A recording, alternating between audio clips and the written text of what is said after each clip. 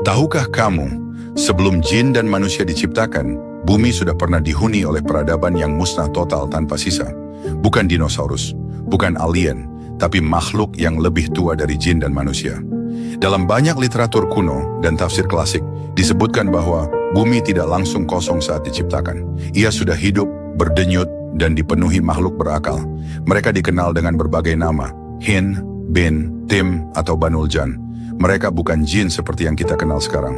Mereka lebih kasar dan lebih liar. Peradaban ini membangun kota, menguasai daratan, bahkan dikisahkan mampu mengendalikan energi alam.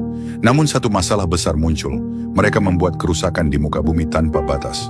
Perang antar sesama, kekacauan tanpa akhir. Bumi berubah menjadi tempat yang dipenuhi kerusakan dan kehancuran. Inilah alasan mengapa, menurut sebagian ulama, para malaikat terkejut ketika Allah berfirman akan menciptakan manusia.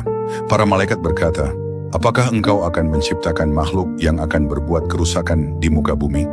Pertanyaan itu bukan tanpa alasan. Mereka pernah menyaksikan kehancuran peradaban sebelumnya.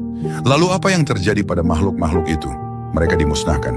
Sebagian riwayat menyebutkan bahwa Allah mengutus pasukan malaikat untuk membersihkan bumi saat itu, yang dipimpin oleh Azazil, sosok yang dalam kisah-kisah tafsir dikenal sebagai makhluk yang disebut sebagai iblis. Peradaban itu runtuh, jejaknya dihapus, namanya hilang dari sejarah. Yang tersisa hanyalah sisa-sisa keturunan yang kemudian kita kenal sebagai jin, dan setelah bumi dibersihkan, barulah manusia diciptakan sebagai khalifah baru. Pesannya mengerikan tapi jelas, bumi bukan milik peradaban pertama, dan manusia bukan yang terakhir.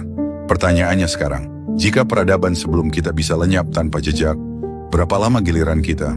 Jika kisah ini membuatmu sadar bahwa tak ada peradaban yang abadi, tulis di kolom komentar, jangan jadikan kami sombong ya Allah, dan bagikan video ini. Mungkin ada satu jiwa yang lupa, dan Allah ingin mengingatkannya lewatmu.